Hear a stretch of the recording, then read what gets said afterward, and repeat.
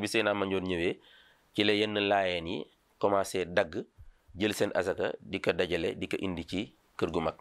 donc loolu foofu la déparé ci fii ci dellu si bi xëy na nga dégg si ne Seydina Mandione ak lewetaay ga ak mageel ga tax na ak ñeme ga ko nit ñi ñeme tax na ñu bari tàmbali ci période boobu dog ponk boobu noonu di ko defee neneen nu wuuteeg nu ko diine jàngalee mu ne ba fi Seydina toogee ñu bari rot nag faf Baye Sidi Thiaw ñëw époque eeru doom yi jeex sët yi dugg problème gën a taxaw ñu bari nag rot faf nee na mu ne tey kenn defatu ko maanaam jamono moom daanaka kenn defatu ko waaw mu ne lu ngeen ñu fekkeel maanaam ana lan ngeen teg bët ci ñun ba mu tere leen def li mag ñi daan def looleet wane na ne bi mu dellu see moom Seydina Limaamu loolu la jàngale ba tey laaj bi mooy kan lan moo fi indi tey séddaleel sa bopp azaka li fi indi séddaleel sa bopp azaka nag boo koy mu ngi ciy delluwaat ci lu gàtt démb mu ngi tàmbalee ci ñeenteelu xalifa ci jamonoy Ali fa la tàmbalee li ko indi woon mooy dafa am période boobu période coow lu bari la woon ci lislaam Ali ak Muawiya yenn saaba yi daanaka def ay mbooloo di xeexanti ci seen biir am si ñoo xamante ne nii reconnaître tuñu autorité yooyu décider séddaleel seen bopp azaka waaye lu jiitu loolu premier problème bi am ci zakat ci lu fés ci jamonoy Abu Bakar la mais li indi woon problème bi jullit ñi newuñu woon Abu Bakar doot ñun dañuy séddaleel suñ bopp azaka waxuñu ko woon loolu bi yonent bi génnee àdduna dafa am jullit ñu bari dañoo def seeni délégation carrément lañ def ñëw ci Abu Bakar daal di ko ne amuñu benn problème ak yow amuñu benn problème itam ak diine ji ay jullit lañ comme yonent bi sallallahu alayhi wa sallam génn na àdduna azaka ji moom bu lay boo génn ci sa xel duñ la ko jox ndax doo yonent bi sallallahu alayhi wa sallam te yàlla ne woon te yàlla yonent bi la ne woon jëlal si seen alal azaka nga ñaanal leen boo leen ñaanalee dina leen defal leen jàmm ñu ne ko yow nag sak ñaan moom tolluñu foofu maanaam sak ñaan on peut sans privé si waxin rek mën naa ñàkk tolluñu foofu waaw loolu lañ ko waxoon waaw innama kunna nu addi zakatana ila rasulillahi sallallahu alayhi wa sallam li anna salatahu sakanun lana wa laysat salatu abi bakr sakanan lana waaw fala nu addi ilayhi waaw loolu lañ ko wax ñu la ko jox ndax doo moom dayoom du sa dayo ñaanam du sa ñaan waaw donc joxuñu la ko Abu Bakar ne leen bu ngeen si li ngeen daan jox yonent yi bu ngeen ci wàññee lu toll ne buum ma dal ci seen kaw xare ko yéen Omar wax jooju jaaxal ko mu ne Aboubacar nan ngay mën a xanaa déggoo liñ la wax dañ leen ne ay jullit lañ azaka lañ la dootul jox naka nga ma leen mën a déclarer guerre Aboubacar ne ko dama leen déclarer guerre ndax sallallahu alayhi wa sallam dafa ne umirtu an uqaatila an-naas hatta yaqulu la ilaha illa allah fa man qaala la ilaha illa allah faqad asima minni maaluhu wa nafsuhu illa bi haqqihi waaw sallallahu alayhi wa sallam dane képp dañ ma digal ma xeex ak nit ñi ba keroog ñu wax laa ilaha illallah bu ñu waxee laa ilaha illallah mucc nañ seen alal mucc na si man waaw ñoŋal na seen alal ak seen bakken lu dul ci kaw àqu laa ilaha illallah maanaam mu nekk nag bu ñu xësee ba bañ ma jox azaka manqueel nañ àq jooju noonu te àq googu noonu ñu gaar daaneel ko moo justifié ci man ma dem xeex jihaadi ji ak ñoom xeex ji ak ñoom ngir ñu delloo si ko Omar argument wu Aboubacar convaincre ko mu rallier ànd ak moom ci xeex boobu noonu si la amee ci l'islam ay guerre xurubu ridda muy période bu sombre ci l'islam les guerres d'apostasie waaw indi na sax coow lu bari ci l'islam ñu bari ne ñooñu dañoo murtad am ñu ne murtaduñu lu ci mënta am mooy ne Aboubacar déclaré na leen guerre état musulman déclaré na guerre jamonoy Ousmane jamonoy Ali ci la ñooy séddaleel suñ bopp azaka tàmbalee démb fii ci dellu mission bi amaana ba mu ngi démarré si jamonoy Seydina Mandione en tout cas si la laayeen yi tàmbalee indeetuñu seen azaka kër gu mag Ibn Sirin daal di ne azaka ji jamonoy yonent bi ñu ngi ko daan yóbbul di ko jox baa ñu jox ko ndawam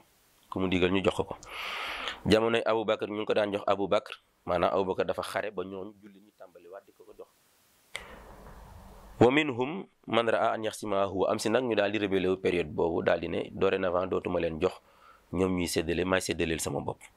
foofu la séddaleel sa bopp azaka tàmbalee ci l'islam démb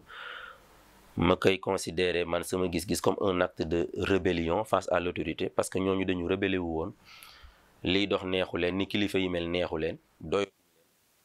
ñu ne dorénavant ñuy séddale seen waaye sañ-sañ boobu ñoo ko jox seen bopp du sañ-sañ bu leen diine jox Ibnu Sirin daal ne xaala Muhammad fal yattaqillaha na ragal yàlla man ixtaare ki tànn waxul ki diine sant ki tànnal boppam maanaam ci tabakkenu boppam la ko teg an yaxsimaha ki tànn séddaleel boppam Ibnu Sirin di ko conseil nekk na ragal yàlla wala yakunu yaibu alayhim shay'an yati misla allazi yaibu alayhim bi yonent bi sallallahu alayhi wa sallam après Ousmane ñu bari si lañ tàmbalee séddale après Ali période Ali autant pour moi séddaleel seen bopp azaka te gis nga dañ ko doon jéem a justifier di dem ci saaba yi léeg-léeg di leen laaj ndax mën nañu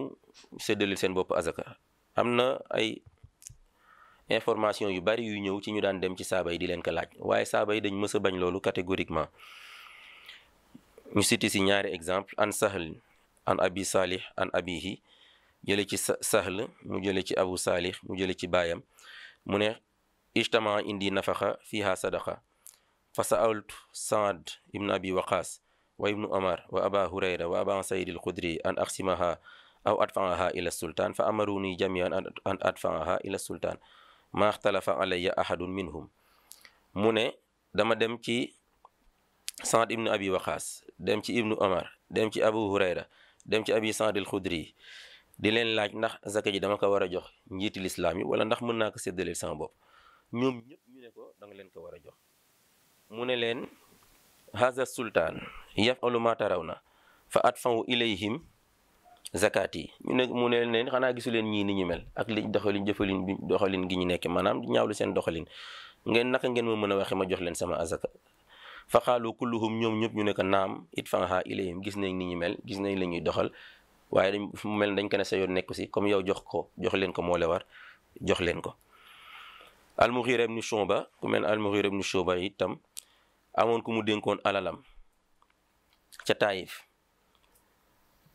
loolu lébu gi ñu bari daan nañ ko def ñu bari ñàkk nañ sax seen alal ndax seen alal seen waajur dañ ko daan dénkaane ñu leen ko yoral di leen ko ottul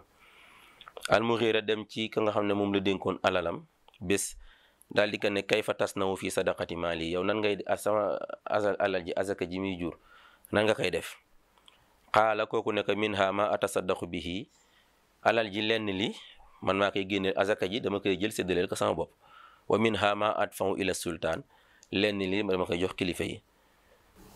wa anna al asla fi ibadat annahu la yushra'u minha illa ma shara'a allahu wa rasuluhu loolu dafa yenu maanaa mbirum jaamu yàlla du ku mu neex nga toog fu mu la neexee rek nga créer sa jaamu winu yàlla noo koy jaamu déedéet jaamu yàlla bépp façon jaamu yàlla araamal nañ ko ci yow loolu mooy tere nañ la ko lu dul bi nga xam ne moom lañ charial maanaam bu jóge ci yàlla ak ci yonentaam te séddaleel sa bopp azaka jógewul ci yàlla jógewul ci yonentaam loolu rek doy na ci dàq ko waaw wax nañ ko fi léegi cosaan li waaw donc ne mënuloo ko dàq ndax mënuloo ma indil texte bu ko tere njuumte la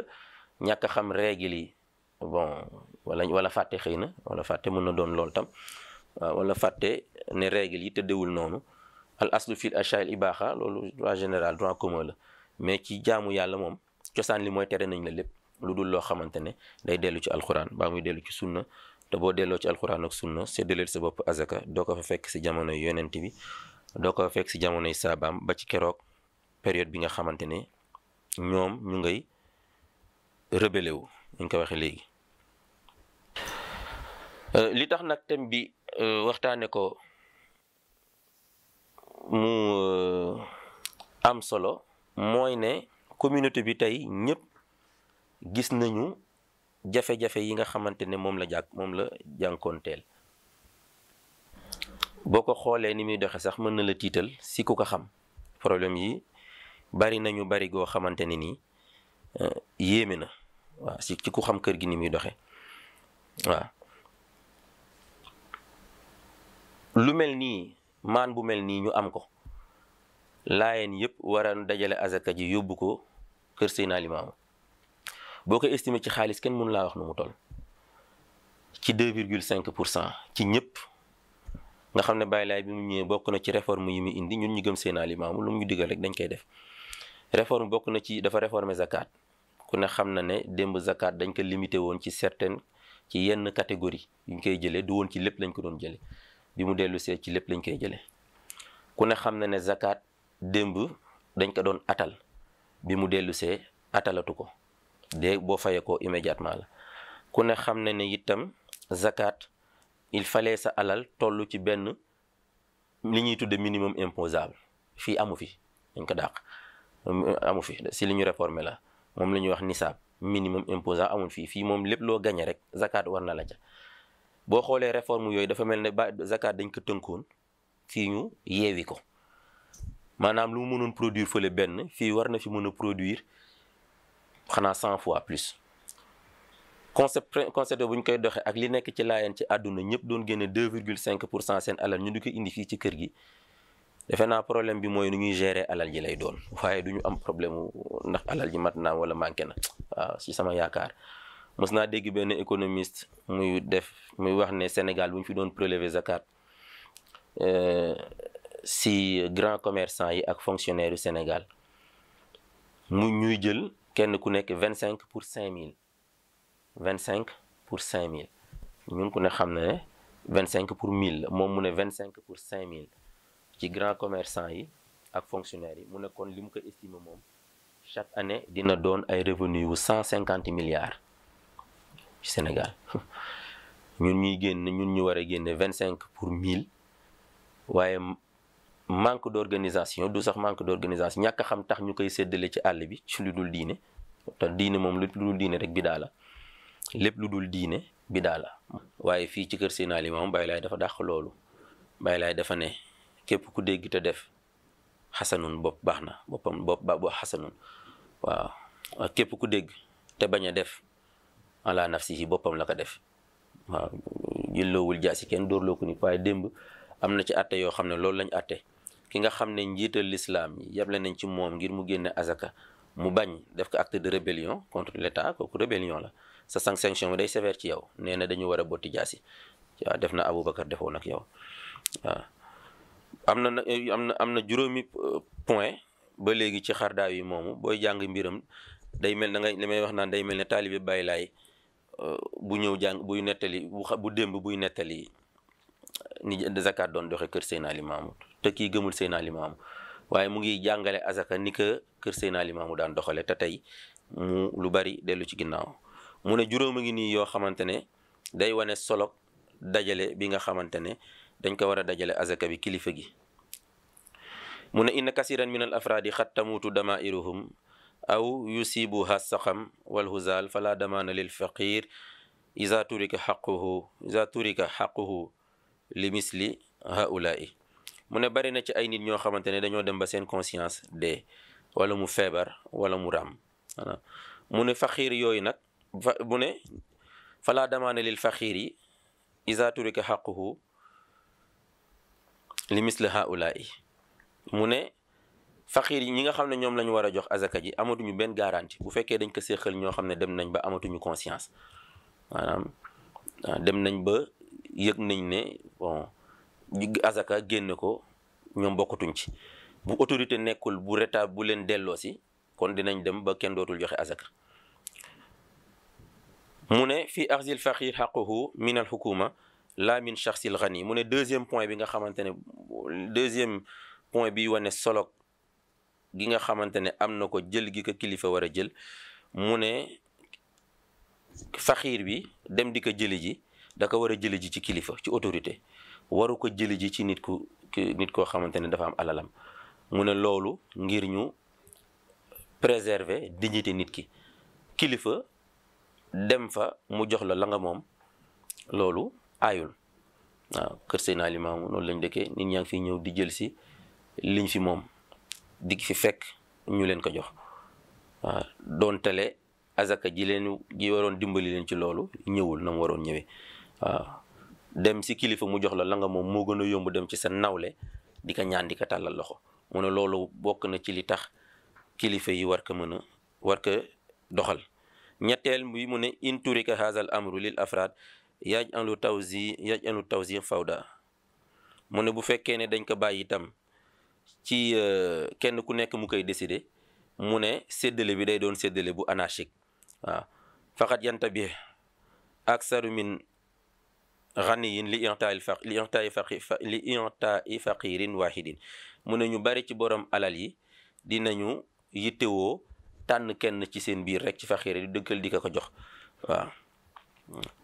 wa rubbama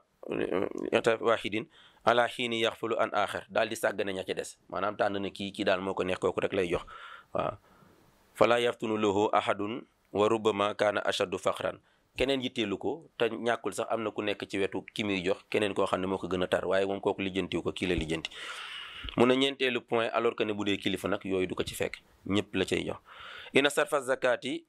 ñëpp a cay yem boog. ñeenteel mu ne inna sarfa zakat laysa maxsuran alal afraad wal fuqara wal masakin wa abnaay sabil. mu ne séddale azaka bi ñi ñu ko war a jox, mu ne du rek faxiir ak miskin. waaw du rek faxiir ak miskin ñoo yeeyoo azaka, juróom-ñett laa wax sànq. faxiir ak miskin ak ibnu sabil ñi nga xamante ne ñoo nekk ci yoon. mu ne fa minal jihaad allati tusrafu fiha zakat masalih ama lil muslimin. mu ne bokk na ci li azaka war a mën a dem mooy intérêt général pour les musulmans. waaw te loolu zakat individuel du ko def. laa yaxdiruhal afdaat. mu ne loolu zakat individuel mënu ko. am na intérêt communauté laa yeen tey yoo xam ne sama azaka mënu ko, azaka ma sàmba mënu ko, azaka ma demba mënu ko. bu ñu dajalee yëpp nag joxe ko njiit la mi xam li diina ji soxla ak tolluwaayam, dana am lu mu ko fa def dana am lu mu fa def. innama yaxdiruha ulul amr wa ahlu shura min al jamaatil muslima ka itail muallafa qulubuhum. mu ne ki mën a doxal loolu, ki mën a def loolu mooy intérêt général, kooku mooy njiit li. wa ahlu shura fil jamaatil muslima njiit li ak ñamu ca àndal ci mbooloom lislaam. waaye bu kenn ku nekk dee génnal sa bopp, une communauté du faj dara. communauté bi ñàkkul lu mu faje daka dajalewul. waaw lu ci mel ne jël alal jox ko ñi nga xamante ne seen xol mën na ci nooy ci diine ji, ñu bëgg communauté bi. kilifa yi daan nañ ko def, gan jóge fële ñu jël alal ju bari teralee la ko, day fekk mu am fi. bu fi alal juñ la terale amuñu luñ la terale, duñu jël si ekki seeni bañ di la ko jox. waaye bu fi nekkee ñu jox la ko nga naw leen sa naw sa seen diine, alal ku ne xam na ni muy def ci xol. wa idaadil udda, waajal mbooloo yi daan dem. wal adat lil juhaad, waajtaay yi nga xam daan nañ ko def ngir waajal xeexkat yi ñu daan dem di xare yi, ci alalu azaka daal nañ ko si daan defee fi sabilillahi. wa tajhizi duaat li tabligi